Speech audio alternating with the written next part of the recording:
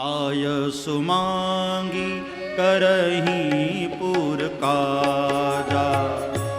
आयसु मांगी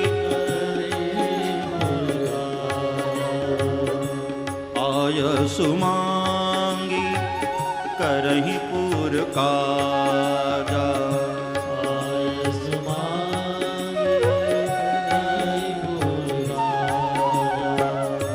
देखी चरित हर्षहि मन राजा।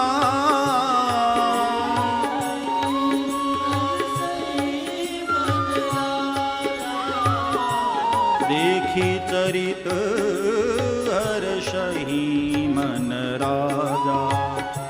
देखी चरित